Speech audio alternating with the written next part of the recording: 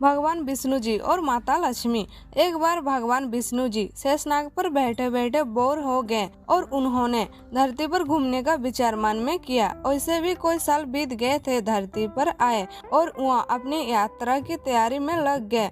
स्वामी को तैयार होता देखकर लक्ष्मी माँ ने पूछा, आज सुबह सुबह कहाँ जाने की तैयारी हो रही है? विष्णु जी ने कहा, है लक्ष्मी, मैं धरती लोक पर घूमने जा रहा हूँ। तो कुछ सोच कर लक्ष्मी ने कहा, हे देव, क्या मैं भी आपके साथ चल सकती हूँ? भगवान विष्णु ने 2 पल सोचा, फिर कहा, एक शर्त पर तुम मेरे साथ चल सकती हो। तुम धरती पर पहुंचकर उत्तर दिशा की ओर बिल्कुल मत देखना। इसके साथ ही माता लक्ष्मी ने हाँ कह के अपनी मन बाली और सुबह सुबह माँ लक्ष्मी और भगवान विष्णु धरती पर पहुँच गए। अभी सूर्य देवता निकल रहे थे। रात बरसात कर हटी थी, चारों ओर हरियाली ही हरियाली थी। उस समय चारों ओर बहुत शांति थी और धरती बहुत ही सुंदर दिख रही थी और माँ लक्ष्मी मंत्रमुग्ध होकर धरती को देख रही थी और भूल गई कि पति को क्या वचन देकर आई है और चारों ओर देखती हुई कब उत्तर दिशा की ओर देखने लगी, पता ही नहीं चला। उत्तर दिशा में माँ लक्ष्मी को एक बहुत ही सुंदर बगीचा नजर आया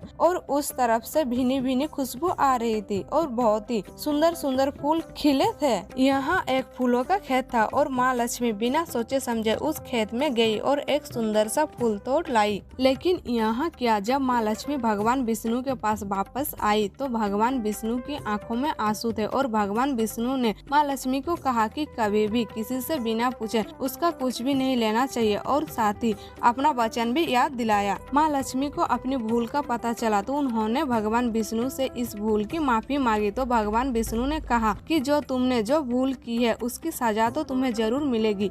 जिस माली के खेत से तुम बिना पूछे फूल तोड़ी है, यहाँ एक प्रकार की चोरी है, इसलिए अब तुम्हें 3 साल तक माली के घर में नौकर बनकर रहो। उसके बाद मैं तुम्हें बैकुंठ में वापस बुलाऊंगा। माँ लक्ष्मी ने चुपचाप सर झुकाकर हाँ कर दी। आजकल की लक्ष्मी थोड़ी थी और माँ लक्ष्मी एक गरीब औरत का रूप धारण करके उस खेत के मालिक के घर गई। घर क्या, एक झोपड़ा था और मालिक का नाम माधव था। माधव की बीवी, 2 बेटे और 3 बेटियां थी। सभी उस छोटे से खेत में काम करके किसी तरह से गुजारा करते थे। माँ लक्ष्मी जब एक साधारण और गरीब औरत बनकर जब माधव के झोपड़े पर गई तो माधव ने पूछा, बहन तुम कौन हो और इस समय तुम्हें क्या चाहिए? तब माँ लक्ष्मी ने कहा, मैं एक गरीब औरत हूँ, मेरी देखभाल करने वाला कोई नहीं, मैंने कोई दिनों से खाना भी नहीं खाई, मुझे कोई भी काम दे दो, साथ में मैं तुम्हारे घर का भी काम कर दिया करूँगी, बस मुझे अपने घर में एक कोने में आसरा दे दो। माधव बहुत ही अच्छे दिल का मालिक था, उसे दया आ गई, लेकिन उसने कहा, बहन मैं तो बहुत ही गरीब हूँ, मेरी कमाई से मेरे घर का खर्च मुश्किल से चलता है, लेकिन अगर मेरी 3 की जगह 4 बेटियाँ होती तो भी मैंने गुजारा करना था। अगर तुम मेरी बेटी बनकर जैसा रूखा सूखा हम खाते हैं उसमें खुश रह सकती हो तो बेटी अंदर आ जाओ। माधव ने माँ लक्ष्मी को अपने झोपड़े में शरण दे दी और माँ लक्ष्मी 3 साल उस माधव के घर में नौकरानी बनकर रही। जिस दिन माँ लक्ष्मी माधव के घर आई थी उस दूसरे ही दिन माधव को इतनी आमदनी हुई, फूलों से शाम को एक गाय खरीद ली। फिर धीरे धीरे माधव ने काफी जमीन खरीद ली और सबने अच्छे अच्छे कपड़े भी बनवा लिए और फिर एक बड़ा पक्का घर भी बनवा लिए और अब मकान भी बहुत बड़ा बनवा लिया था। माधव हमेशा सोचता था कि मुझे यहाँ सब इस महिला के आने के बाद मिला है, यह बेटी के रूप में मेरी किस्मत में आ गई।